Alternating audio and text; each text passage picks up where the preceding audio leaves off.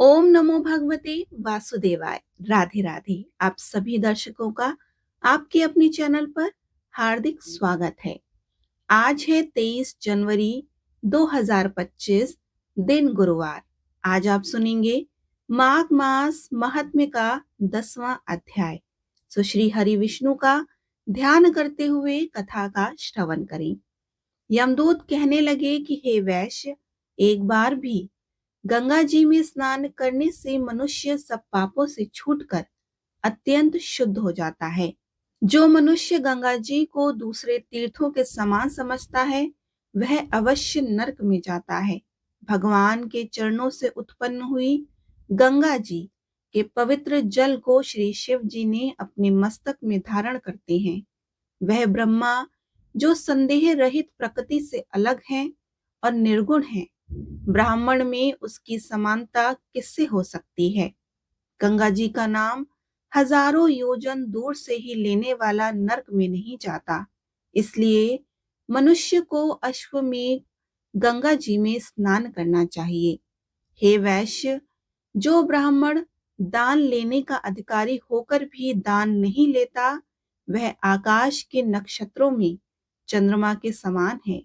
जो कीचड़ से गौ को निकालता है, जो रोगी की रक्षा करता है या जो गौशाला में मरता है, वह आकाश में तारा होता है।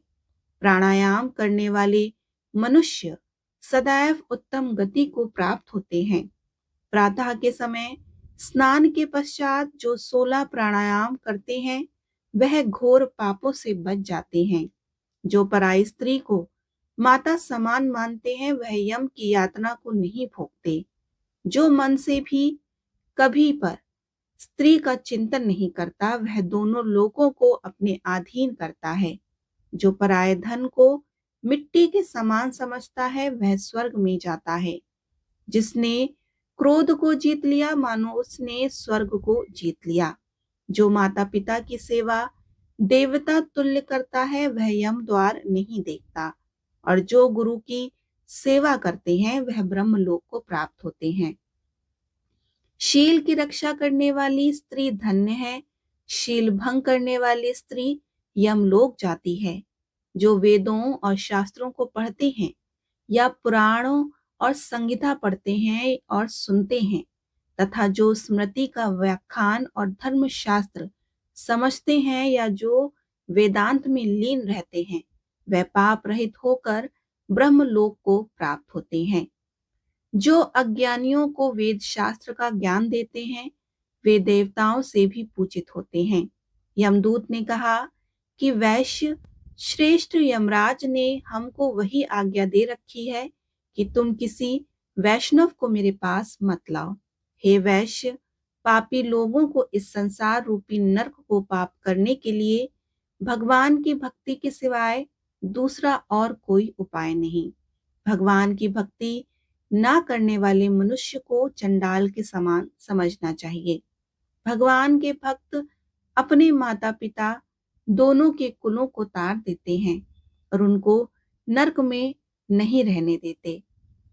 जो मनुष्य वैष्णव का भोजन करते हैं, वे भी भगवान की कृपा से श्रेष्ठ गति को प्राप्त होते हैं। बुद्धिमान को सदैव वैष्णव का अन्न खाना चाहिए और इससे बुद्धि पवित्र होकर मनुष्य पाप नहीं करता। गोविंदाय नमः इस मंत्र का जाप करता हुआ जो मनुष्य मृत्यु को प्राप्त होता है, वह परम धाम को प्राप्त होता है। इसमें कोई संदेह नहीं। जो ओम नमः भगवते वासुदेवाय द्वादक्षर मंत्र या फिर ओम नमो नारायणा अष्टाक्षर मंत्र का जाप करता है, उसके ब्रह्म हत्या इत्यादि बड़े पाप नष्ट हो जाते हैं। इस प्रकार माघ मास महात्म्य का 10वां अध्याय संपूर्ण हुआ। बोलिए श्री हरि विष्णु भगवान की जय। अब आप सुनेंगे श्री नारायण कवच। नारायण कवच भगवत पुराण के 6ठे स्कंद के अध्याय 8 में आता है। यह देखा और अनदेखी हमारे दुश्मनों से खुद को बचाने के लिए एक कवच है। नारायण कवच एक बहुत ही संक्षिप्त स्तोत्र है जिसमें केवल 24 श्लोक हैं। इसे दिन में एक बार पढ़ना चाहिए और मुश्किल से इसमें 10 मिनट लगते हैं। इस प्रक्रिया को अग्नय और करन्यास कहा जाता है। श्रीमद् भागवत के अध्याय 8 में नारायण कवच के संबंध में न्यास व कवच पाठ हेतु बताया गया है। श्री भगवान श्री हरि गरुड़ की पीठ पर अपने चरण कमल रखे हुए हैं।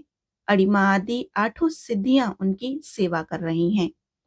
राजा परीक्षित ने पूछा कि भगवान, देवराज इंद्र ने जिससे सुरक्षित होकर शत्रुओं की चतुरांगिनी सेना को खेल खेल में अनायास ही जीत कर त्रिलोकी की राजलक्ष्मी का उपभोग किया, आप उस नारायण कवच को सुनाइए और यह भी बतलाइए कि उन्होंने उससे सुरक्षित होकर रणभूमि में किस प्रकार आक्रमणकारी शत्रुओं पर विजय प्राप्त करी। श्री शुक्र जी ने कहा कि परीक्षित, जब देवताओं ने विश्व रूप को पुरोहित बना दिया, तब देवराज इंद्र के प्रश्न करने पर विश्व रूप ने नारायण कवच का उपदेश दिया। तुम एकाग्र चित्र होकर इसका श्रवण करो। विश्व रूप ने कहा कि देवराज इंद्र, भय का अवसर उपस्थित होने पर नारायण कवच धारण करके अपने शरीर की रक्षा कर लेनी चाहिए। उसकी विधि यह है कि पहले हाथ पैर धोकर आचमन करें, फिर हाथ में कुश की पवित्री धारण करके उत्तर मुख कर कर बैठ जाएं। इसके बाद कवच धारण पर्यंत और कुछ न बोलने का निश्चय करके पवित्रता से ओम नमो नारायणा और ओम नमो भगवते वासुदेवाय इन मंत्रों के द्वारा हृदय आदि अंग न्यास तथा अंगुष्ठ आदि करन्यास करें। पहले ओम नमो नारायणाय इस अष्टाक्षर मंत्र के ओम आदि 8 अक्षरों का क्रमशः पैरों, घुटनों, जांघों, पेट, हृदय, वक्षस्थल, मुख और सिर में न्यास करें। पूर्वोक्त मंत्र के यकार से लेकर ओंकार तक 8 अक्षरों का सिर से आरंभ कर उन्हीं 8 अंगों में विपरीत क्रम से न्यास करें। तदंतर ओम नमो भगवते वासुदेवाय इस 12 अक्षर मंत्र के ओम आदि 12 अक्षरों का दाई तर्जनी से बाई तर्जनी तक दोनों हाथों की 8 उंगलियों और दोनों अंगूठों की 2-2 गांठों में न्यास करें। फिर ओम विष्णवे नमः इस मंत्र के पहले अक्षर ओम का हृदय में, वी का ब्रह्म रंध्र में, शा का भगों के बीच, ड़ा का चोटी में, वे का दोनों नेत्रों में और ना का शरीर की सब गांठों में न्यास करें। तदंतर ओम मह अस्त्राय फट कहकर दिग्बंध करें और इस प्रकार न्यास करके इस विधि को जानने वाला पुरुष मंत्र में हो जाता है।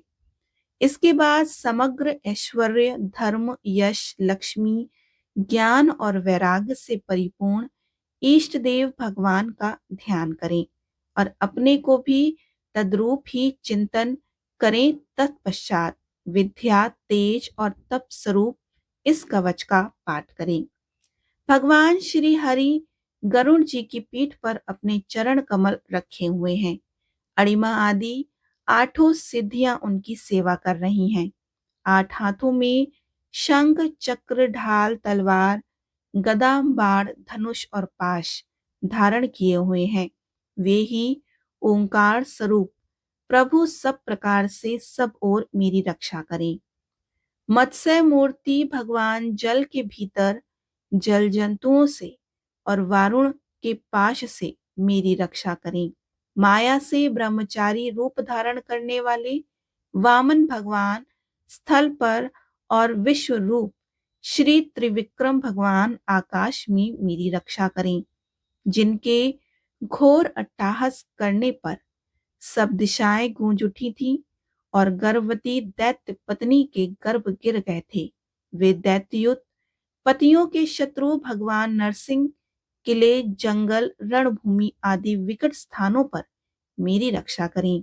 दहाड़ों पर पृथ्वी को उठा लेने वाले यज्ञ मूर्ति वराह भगवान, मार्ग में परशुराम जी, पर्वतों के शिखरों और लक्ष्मी जी के सहित भरत के बड़े भाई भगवान रामचंद्र प्रवास के समय मेरी रक्षा करें। भगवान नारायण मारण मोहन आदि भयंकर अभिचारों और सब प्रकार के प्रमादों से मेरी रक्षा करें।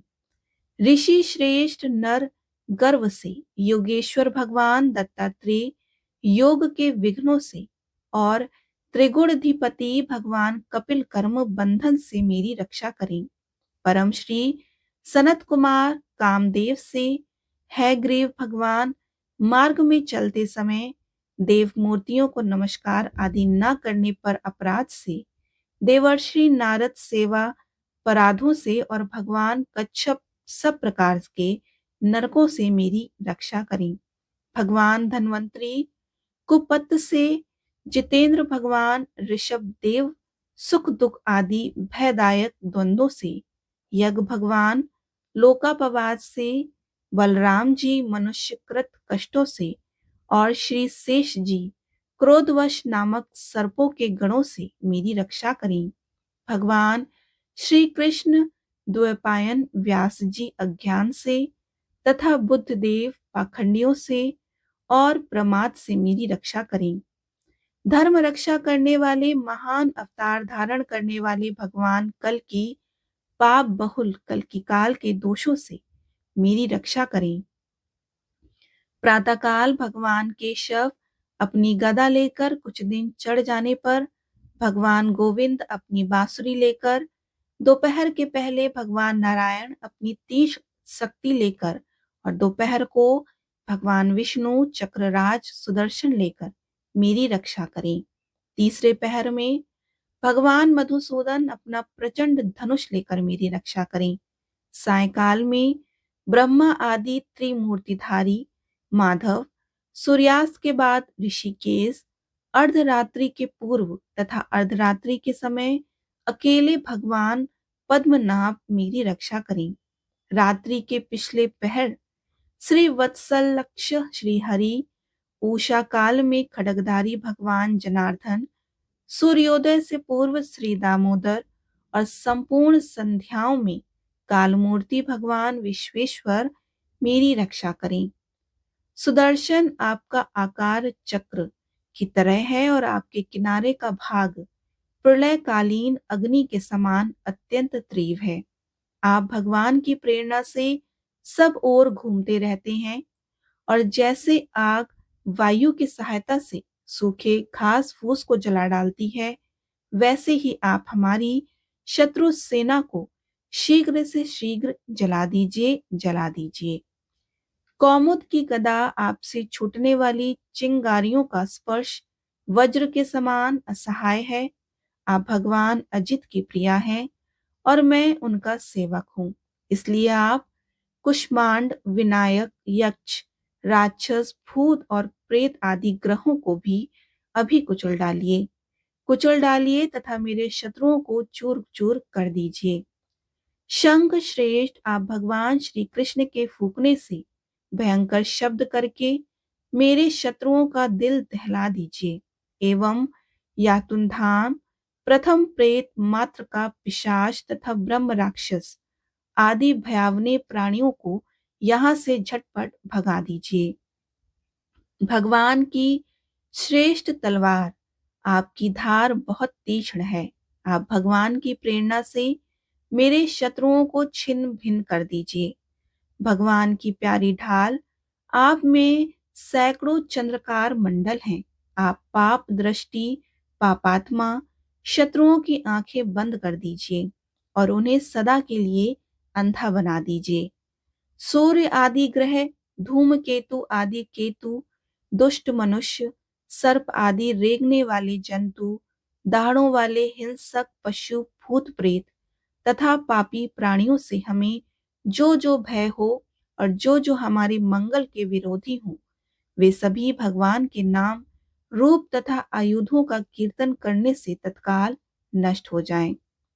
ब्रद रथांतर आदि सामवेदीय स्त्रोतों से जिनकी स्तुति की जाती है, वे वेद मूर्ति भगवान गरुण और विश्वसेन से अपने नामोच्चारण के प्रभाव से हमें सब प्रकार की विपत्तियों से बचाएं। श्री हरि का नाम रूप वाहन आयुध और श्रेष्ठ पाशर्द हमारी बुद्धि, इंद्रिय, मन और प्राणों को सब प्रकार की आपत्तियों से बचाएं। जितना भी कार्य अथवा कारण रूप जगत है वह वास्तव में भगवान ही है। इस सत्य के प्रभाव से हमारे सारे उपद्रव नष्ट हो जाएं। अर्थ लोग ब्रह्मा और आत्मा की एकता का अनुभव कर चुके हैं। उनकी दृष्टि में भगवान का स्वरूप समस्त विकल्पों से रहित है, भेदों से रहित है, फिर भी वे अपनी माया शक्ति के द्वारा भूषण, आयुध और रूप नामक शक्तियों को धारण करते हैं। यह बात निश्चित रूप से सत्य है। इस कारण सर्वज्ञ सर्वव्यापक भगवान श्री हरि सदा सर्वत्र सब स्वरूपों से हमारी रक्षा करे, जो हमें अपने भयंकर अट्टहास से सब लोगों को भय को भगा देते हैं और अपने तेज से सबका तेज ग्रस्त कर लेते हैं। वे भगवान नरसिंह दिशा विदिशा से नीचे ऊपर बाहर भीतर सब ओर से हमारी रक्षा करें। देवराज इंद्र, मैंने तुम्हें यह नारायण कवच सुना दिया। अब इस कवच से तुम अपने को सुरक्षित कर लो। बस फिर तुम अनायास ही सब दैत्य युद्धपतियों को जीत कर लोगे। इस नारायण कवच को धारण करने वाला पुरुष जिसको भी अपनी नेत्रों से देख लेता है अथवा पैर से छू देता है, वो तत्काल समस्त भयों से मुक्त हो जाता है। तो इस वैष्णवी विद्या को धारण कर लेता है, उसे राजा, डाकू, प्रेत, पिशाच आदि और बाघ आदि हिंसक जीवों से कभी किसी प्रकार का भय नहीं होता।